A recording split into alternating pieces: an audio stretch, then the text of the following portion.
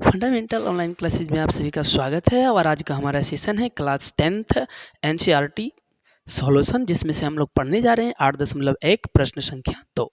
ठीक है, अगर आप इसके पिछला वीडियो नहीं देखे हैं क्वेश्चन नंबर 1 का, तो पुनः आप प्लेलिस्ट से क्वेश्चन नंबर फर्स्ट को देखेंगे और वहाँ पे हमने सॉल्यूशन और जो इससे संबंधित फॉर्मूले हैं उसका हमने जिक्र कर दिया है और उसको अच्छे तरीके से बता रखा है।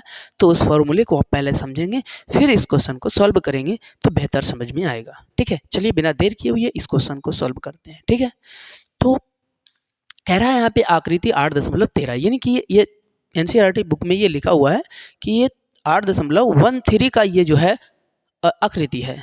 ठीक है, तो यहाँ कह रहा है में tan p minus cot r का मान ज्ञात करें। ठीक है, tan p और माइनस कॉट r का मान ज्ञात करें। ठीक है, तो यहाँ पे क्वेश्चन देखेंगे और इसी क्वेश्चन के आधार पर ये सॉल्व होगा।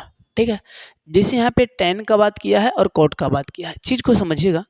tan और कॉट का बात किया है और tan और कॉट में हमें रिलेशन जो मिलता है वो p और b का मिलता है। किसका मिलता है? p और b का।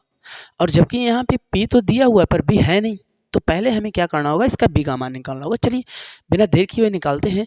ठीक है, तो यहाँ पे हम सबसे पहले इस भुजा को ज्ञात करते हैं। ठीक है, इस भुजा को मान के चलते हैं। चलिए इसको b ही मान लेते हैं अभी फिलहाल के लिए। ठीक है, और b के लिए हमने फॉर्मूला बताया था इस तरीके से कि सबसे बड़ा ये कर्ण होता है, ये कर्ण है, ये सबसे बड़ा होता है। ठीक है, हाइपोटेनस।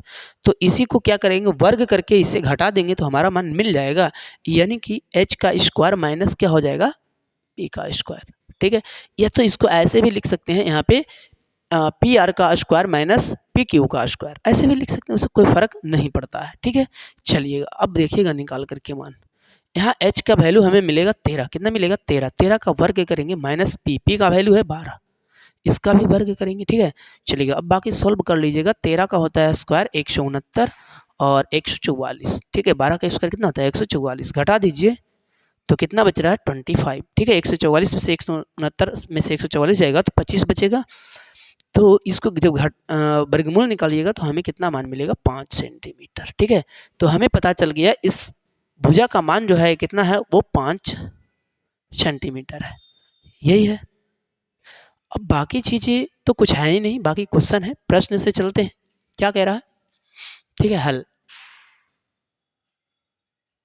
ठीक है, हल करते हैं। तो कह रहा है tan p minus cot r, यही निकालना है। ठीक है, यही ना निकालना है।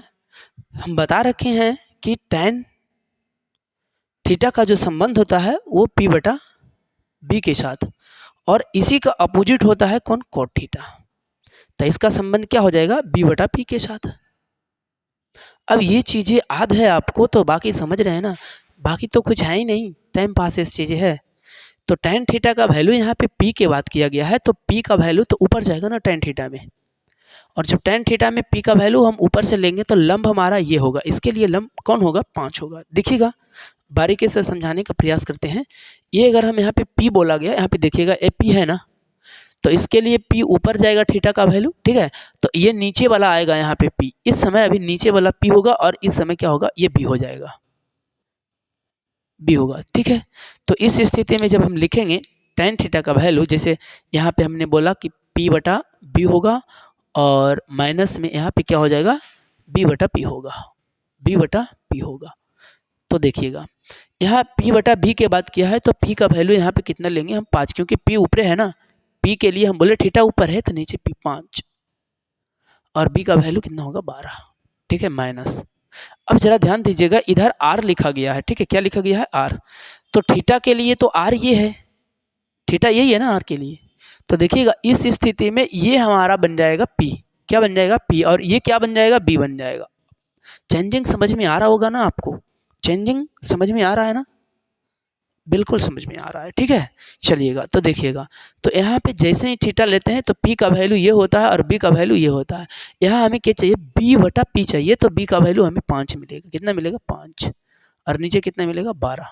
ठीक है, ये चीज़ें क्लियर है। तो बाकी आपका काम क्या है? एलसीएम तो बनाने आता है ना, एलसीएम यहाँ से निकाल लेंगे। ठीक है, तो एलसीएम निकालिएगा, कितना आ जाएगा? 12 आ जाएगा, और इधर भी मिल रहा है, इधर भी मिल, तो क्या करेंगे? ऊपर वाला को इस तरह से जोड़ेंगे। ठीक है, तो 5 से 5 गया तो कितना बचेगा 0/12, यानी कि इसका 0 हो गया आंसर। कितना हो गया 0 आंसर। ठीक है, कितना हो गया 0। ठीक है, तो ऐसे क्वेश्चनों को इस प्रकार से आप सॉल्व कर सकते हैं। ठीक है, चलिए नेक्स्ट वीडियो में मिलते हैं, तब तक के लिए थैंक यू, गुड बाय।